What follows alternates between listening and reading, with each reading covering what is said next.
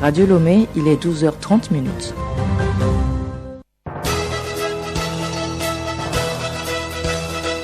Le journal Yasmine Adoko. Madame, Monsieur, bonjour. Au sommaire de ce journal, des routes et des pistes rurales aménagées pour une économie forte. Le gouvernement en fait une priorité. Un dossier sur les efforts du gouvernement dans ce sens à suivre dans cette édition. Le mois de septembre sera pluvieux sur tout le pays. L'Agence nationale de la météorologie a donné l'information mardi. Le magazine agricole de ce jour donne les conseils aux paysans. Une plateforme pour la santé publique animale et environnementale dénommée Une seule santé. Cette plateforme a été lancée à Lomé. Et puis sport football éliminatoire de la CAN Maroc 2024 chez les dames seniors. La Fédération djiboutienne de football a envoyé un courrier à la CAF. La double confrontation Djibouti-Togo se joue au stade de Kégué les 22 et 26 septembre prochains.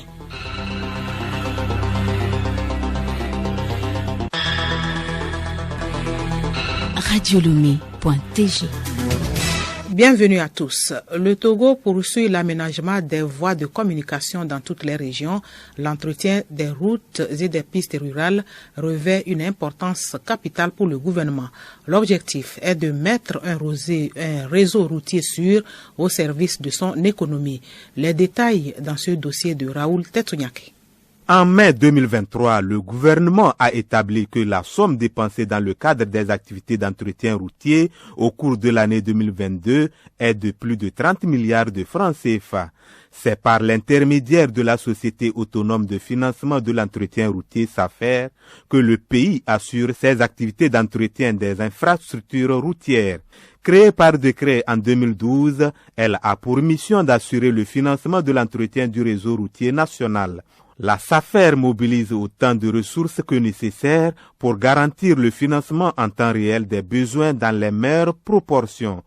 Pour s'assurer de l'effectivité et de la transparence dans l'exécution des travaux, la SAFER mène des audits comme en 2022 où ils ont concerné à la fois les travaux financés durant l'exercice 2021-2022 et les marchés publics passés sur la même période. Pour appuyer les ambitieux projets inscrits au sein de la feuille de route gouvernementale, les dirigeants mobilisent sur la période 2020-2025 pas moins de 1000 milliards de francs CFA pour le compte des infrastructures routières. C'est quasiment autant d'investissements qu'au cours des 10 années précédentes. Dans cet agenda, on note comme réalisation prioritaire la construction de l'autoroute de l'unité Lomé-50C sur 700 km, la modernisation de la voie Avepozo-Aneho et la protection des côtes maritimes. Il est aussi question de la construction de plusieurs voies transversales pour faciliter l'accès des opérateurs économiques, notamment ruraux, au marché. Il y a dans ce sens les voies Lomé-Vogan, Lomé-Kpalimé, Notien-Agou, Aouda-Kara. La construction et l'aménagement des voies de communication sont ainsi les moyens d'action d'une politique publique qui ambitionne de doter à long terme le paysage économique de ressources susceptibles d'en faire une économie émergente. Le Togo sera bien arrosé à partir de septembre, le mois de septembre qui commence donc demain. L'Agence nationale de la météorologie ANAMET Togo a publié mardi la prévision de la petite saison des pluies dans le sud du Togo. Selon ces prévisions, de septembre à novembre, l'ensemble du pays va connaître une situation pluviométrique excédentaire à tendance normale. Comment les paysans doivent-ils se prendre pour une campagne agricole réussie? Élément de réponse dans ce magazine agricole présenté par Florent Abi. La campagne agricole de la petite saison des pluies dans le sud Togo va bientôt démarrer. Elle s'annonce précoce anormale et une fin tardive anormale dans les régions des plateaux et maritimes. De même, il est prévu des séquences sèches-pauses pluviométriques longues à tendance moyenne en début et vers la fin de la saison. Alphonse Kokouloti, directeur d'appui opérationnel à l'ICAT, précise les semences adaptées à cette tendance pluviométrique. Au sujet des cultures adaptées à la petite saison pluvieuse dans les régions maritimes, plateau ouest et plateau est, nous pouvons citer quelques-unes, à savoir le maïs, le riz, le soja et le manioc. S'agissant de la période de semis, disons que l'opération de semis ou l'opération d'installation des cultures comptant pour cette seconde saison culturelle a démarré déjà dans les 3 régions du sud, notamment avec le maïs, le soja, le riz et le manioc, et ce, depuis la deuxième quinzaine du mois d'août. Et cette opération doit se poursuivre jusqu'au plus tard le 15 septembre 2023 prochain, et ceci principalement avec le maïs. Au vu de cette prévision, plusieurs dispositions sont à prendre par les agriculteurs. Retrouvons Alphonse Loti. Utiliser les semences de variétés à cycle court, faire les billons sur les parcelles sujettes à l'inondation, respecter les périodes des opérations culturelles et les doses d'intrants conformément aux itinéraires techniques et autres bonnes pratiques recommandées pour chaque culture, à éviter d'épandre les engrais ou de faire des traitements phytosanitaires quand les grandes pluies s'annoncent, suivre et appliquer les informations des prévisions agro-hydro-météorologiques journalières et enfin éviter de planter le manioc sur les parcelles inondables. Les paysans peuvent défricher déjà leurs parcelles en attendant les premières pluies. Parlons santé à présent, une seule santé. C'est le nom d'une plateforme lancée à Lomé. L'initiative est une approche intégrée, systémique et unifiée de la santé publique, animale et environnementale. Elle a une étendue locale, nationale et planétaire. Les attributions de la plateforme multisectorielle Une seule santé dans ce dossier de Hervé Sebonou. La plateforme Une seule santé a pour mission de coordonner, dans une approche multisectorielle et multidisciplinaire, toutes les interventions sanitaires. Le but est de prévenir, de détecter les maladies émergentes et réémergentes à potentiel épidémique, ainsi que des actions de riposte contre ces maladies. Cette plateforme renforce les systèmes de surveillance de santé humaine, animale et environnementale. La collaboration permet de définir et mettre en œuvre la politique nationale en matière de prévention des menaces sanitaires, d'alerte et de riposte. Cette approche passe par l'identification et la mise en action coordonnée de l'ensemble des parties prenantes, notamment les décideurs, les acteurs de santé humaine, animale et végétale, les chercheurs et les agents de terrain impliqués dans la surveillance et de l'alerte. Nous sommes tous consommateurs au sens de la loi. Le consommateur est celui qui achète les biens et services pour son usage personnel. Le consommateur a-t-il des droits au Togo? Togo, y a-t-il donc des tests pour protéger le consommateur? Fridolin Adonsou, chargé des affaires juridiques de l'Association togolaise des consommateurs ATC. Il existe bel et bien des textes qui assurent la protection du consommateur togolais. Et l'essentiel des dispositions qui protègent le consommateur togolais se trouve dans la loi portant organisation de la concurrence au Togo du 28 décembre 1999. Nous nous référons aux dispositions de la loi qui portent notamment sur la transparence du marché, l'obligation d'information du consommateur par le professionnel, la nécessité d'assurer une qualité marchande pour les biens et les services et l'information sur les conditions particulières de la vente et des prestations de services, la protection contre les fraudes, la protection de l'intégrité physique du consommateur et de sa santé, l'exigence de loyauté dans l'information du consommateur et la protection contre la publicité mensongère. La protection des droits des consommateurs est-elle effective sur le terrain?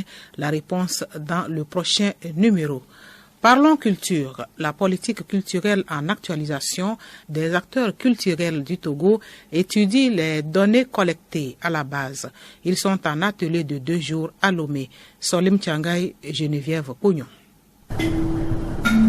En fait, il n'y a qu'une seule culture. Des danseurs, des comédiens, des prestidigitateurs. C'est l'affaire de tous. Voilà l'ambiance à l'ouverture de cet atelier. Les acteurs du monde culturel analysent les résultats de la collecte des données sur la politique culturelle. Après son adoption en mars 2011, ce document est en cours d'actualisation. Assengim Mafissa, directrice de la planification au ministère de la Culture, membre du comité du projet d'actualisation.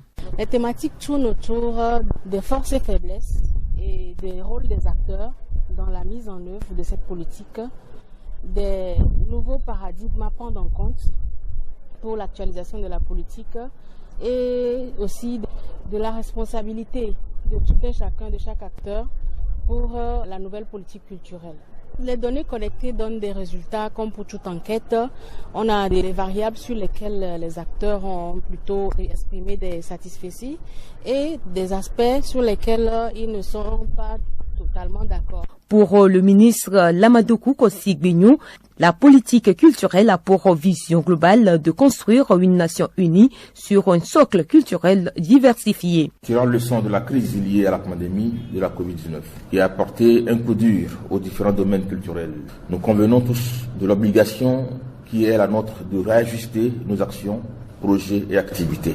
Et pour cela, les instruments de cadrage général sont indubitablement les premiers leviers qu'il faut repenser pour une meilleure orientation de nos décisions. Si nous souhaitons que le secteur culturel soit suffisamment créatif, prolifique et générateur de plus-value en termes d'emploi et de création de richesses pour notre pays et plus particulièrement pour nos acteurs culturels pris dans leur diversité, il faudrait que nous participions tous et activement à cet exercice de redéfinition des priorités. La politique culturelle nationale vise à promouvoir un développement qui prend en compte les valeurs fondamentales du patrimoine et la diversité culturelle. Son évaluation a reçu l'appui financier et technique de l'UNESCO. Les festivités marquant la 11e édition d'Agoudjé à Koumabala se sont déroulées du 24 au 27 août dernier. Moment de retrouvailles et de réflexion pour le développement de la localité. Les filles et fils ont festoyé le samedi dernier. Radio Lomé a assisté à l'apothéose en tant qu'invité. Récit David Tchakbera.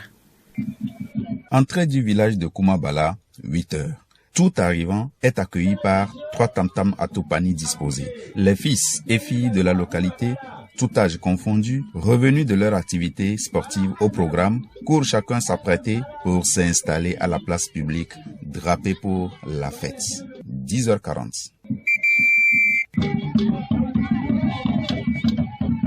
C'est l'ambiance ouvrant l'apothéose des festivités sur le terrain de Bala suivi de caravanes jusqu'à l'entrée du village. Dans l'ordre et la discipline, chacun dressé comme un poteau, les bras le long du corps, fait silence. 3 scouts, reconnaissables dans leur tenue, décomptent 3 pas chacun et entourent le mât érigé au milieu de la route à l'entrée du village Bala devant une butte carrelée sous forme de monument. Puis, on entend l'un des 3 scouts. Attention pour la montée des couleurs. Le drapeau est monté sur le mât et l'hymne national retentit. Chacun l'exécute. À la fin, la devise est prononcée. Une fois installés sous les apatames, montés face à face, les filles et fils de Bala, parmi lesquels on identifie une délégation du parti UNIR, Union pour la République, ont tous eu droit à une prestation de chant choral à Bouti. Oui, David Tchakbera, un message de sensibilisation également et divers chants qui interpellent ont permis aux organisateurs d'appeler les enfants de Bala à travailler. Chants de circonstances de temps anciens exécutés par des femmes très âgées du village vêtues de corsages blancs en haut sur des locaux pagnes traditionnels du Togo.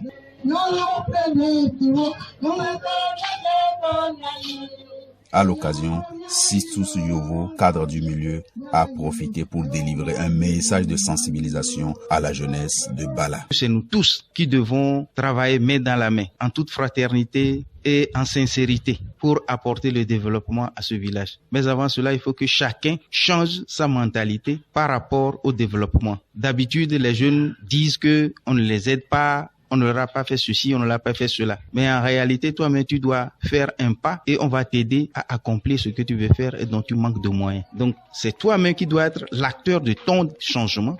L'occasion a été également saisie pour donner des distinctions honorifiques à titre posthume aux enfants de ceux qui ont marqué l'histoire de développement de Bala. Les festivités ont été clôturées par un défilé à la manière Agoudji. Ne quittez pas David, l'édition 11 d'Agoudji est placée sous le symbole de l'unité et du développement. Cette 11e édition a été placée sous les thèmes « Un changement de mentalité pour un développement inclusif de Bala ». Pour dire, Agoudji est un symbole de l'unité. Et les filles et fils de Kouma Bala ont compris une chose, celle qui dit, pour tout développement, il faut le pardon, l'union et la paix. Ils l'ont d'ailleurs inscrit sur des affiches érigées pour la circonstance. Des vertus chères pour le premier artisan de la culture et du développement de notre pays, le président Faure Gnassingbé. Le remerciant justement pour ses actions, ils ont saisi l'occasion pour transmettre un message à la délégation du Parti Uni, de le prier de continuer ses actions au profit de Kouma Bala et de toutes les communautés de notre pays, le Togo. David Tchakbera, de retour de Kouma Bala.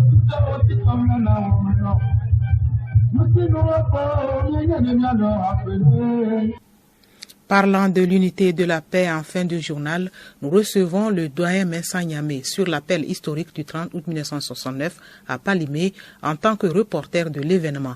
Rendez-vous donc tout à l'heure dans Invité de la rédaction. Deux informations en plus bref hors du Togo. Incendie en Afrique du Sud. Un immeuble a pris feu à Johannesburg.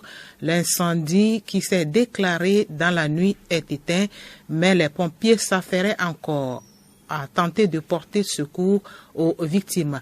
Le bilan pourrait s'alourdir. Il est actuellement de 73 morts. Les catastrophes naturelles n'épargnent aucun pays. Aux États-Unis, l'ouragan Idalia a touché la Floride hier. 260 000 foyers sont actuellement sans électricité. Les transports aériens ont été touchés. Un millier de vols ont été annulés. Des vents violents de près de 210 km/h sont aussi attendus dans l'État de Géorgie. La côte du golfe du Mexique est également concernée. C'est donc une catastrophe pour toute la région. Sport sans transition, éliminatoire de la Coupe du Monde 2026. Les éperviers du Togo débutent leur campagne avec le Soudan et le Sénégal pour les deux premières journées prévues du 13 au 21 novembre prochain. Chez les dames, la Fédération djiboutienne de football a écrit à la CAF. Elle souhaite jouer les deux matchs des éliminatoires de la CAN féminine au Togo. Solim Lemou. La Fédération djiboutienne de football évoque la non-homologation de son stade par la CAF. De ce fait, Djibouti doit choisir un autre pays pour son match à domicile face au Togo. Alors, la Fédération djiboutienne de football a écrit à la CAF pour jouer son match face au Togo à Lomé. Les éperviers dames ne se déplaceront plus pour affronter les requins femelles de la mer Rouge. Les deux matchs aller-retour se joueront donc à Kégué. Ces deux matchs comptent pour les éliminatoires de la Coupe d'Afrique des Nations CAN 2024 au Maroc. Les matchs se jouent les 22 et 26 septembre prochains. Éliminatoire de la Coupe du Monde des moins de 20 ans chez les dames toujours, les éperviers juniors dames préparent la double confrontation face à la Guinée-Bissau. Bakbo Koumi et ses filles sont toujours en regroupement pour préparer le match de dimanche. Les filles de Bakbo Koumi s'opposent à leur homologue des moins de 20 ans de la Guinée-Bissau.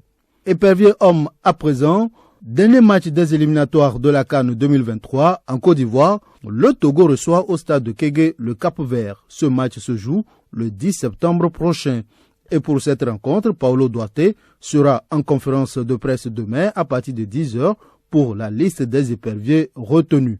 La FIFA a officialisé le calendrier du déroulement des éliminatoires de la Coupe du Monde 2026.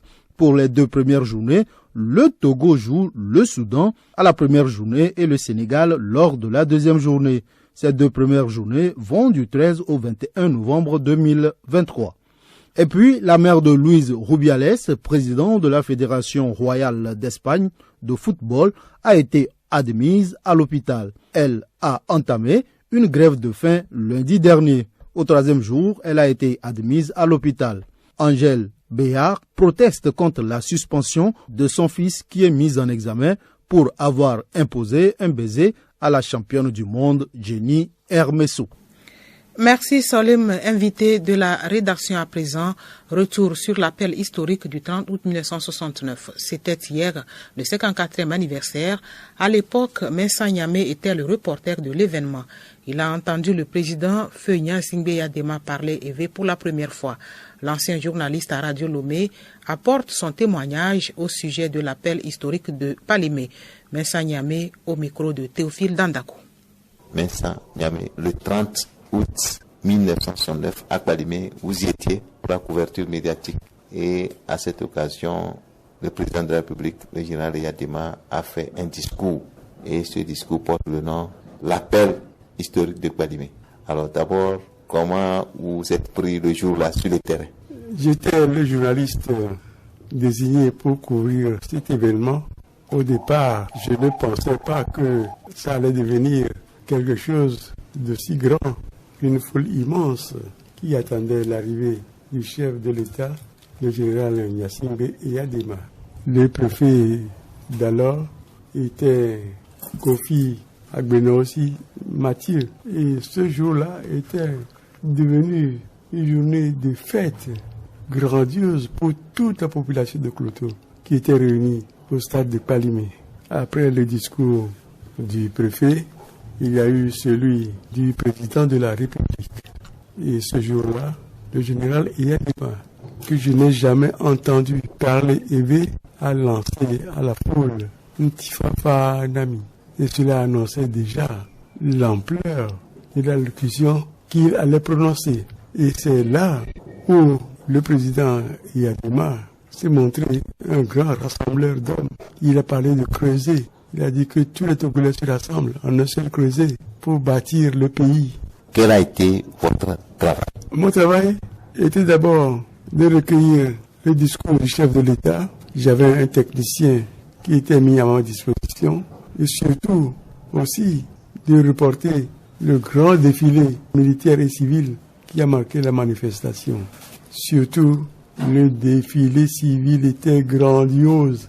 Au retour à Radio Lomé, quel a été votre travail? À ce moment-là, très peu de journalistes voulaient suivre le chef de l'État. Il y avait encore, à ce moment-là, quelques-uns qui doutaient quelque peu encore de la volonté ferme du président de la République de rassembler tous les Togolais. Mais petit à petit, nous avions pu vaincre cette situation.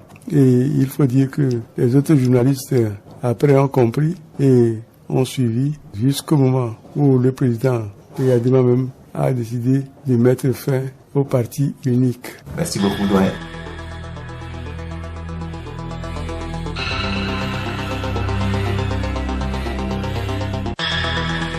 Cette édition s'achève. Nous vous rappelons les principales articulations des routes et des pistes rurales aménagées pour une économie forte.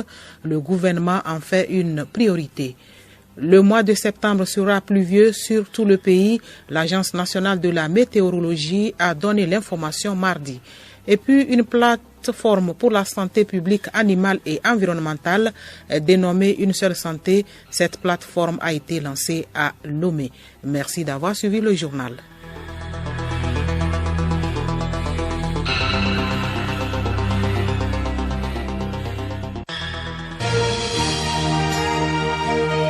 Radio Lomé, boîte postale 434, email radiolomé@radiolomé.tg.